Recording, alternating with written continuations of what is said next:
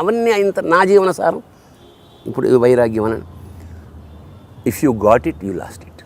ప్రపంచంలో ఏదైనా ఒకటే సత్యం నాకు తెలిసింది ఏంటంటే, పొందావా పోయింది, ఏదైనా సరే అన్నమాట. కలలుగంటాం అన్నమాట. ఏదన్నా ఇల్లు కట్టుకోవాలని. నేను ఇల్లు కట్టిన తర్వాత రోజు వెళ్తూ అలా షాప్కి నడుచుకుంటూ వెళ్తే ఇలా వెనక్కి తిరిగి చూసేవాడిని, నేనే కట్టా ఇల్లు అనే ఉంది. అది పెట్టి చూడిందిరా, అదే సరే. నెల తర్వాత ఏదో విరిగింది, ఏదో బీటలు వాలింది. కొత్త కారుకి ఫస్ట్ టైం గీత గీసినప్పుడు గుండెల మీద గీసినట్టు ఉంటుంది.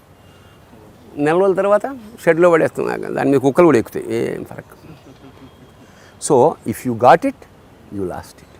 ఏదైనా సరే. ఇప్పుడు నేను అన్న కాన్సవాడు కూడా ఒకసారి ఇట్లా తీసుకున్నాను అనుకో, దుకాణం బంద్. తర్వాత ఏంటో ఇంకేముంది, అయిపోయి వచ్చేసి. పెళ్ళికి ప్రేయసికి పెళ్ళి అనుకున్నంత ఫరక్ ఉంటుంది. అంటే అందరంతకాలం ప్రేయసి ఆరాధ్య దేవత అందాక మరి ఇంతకు అవార్డు రావాలంటారా రావద్దంటారా? నేను తీసుకుని వదిలేస్తాను అమ్మా.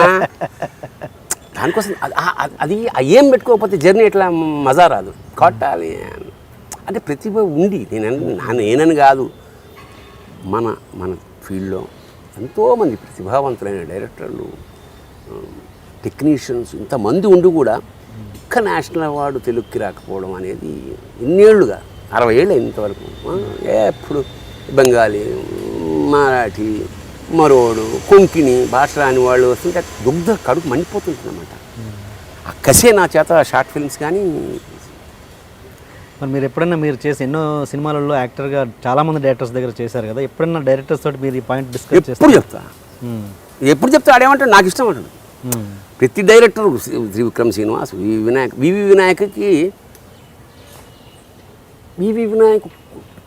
వివి వినాయక్ అయిపోవాలని చాలామంది వచ్చేవాళ్ళు అది సంపాదించే డబ్బు గురించి. వివి వినాయక్ ఈజ్ నాట్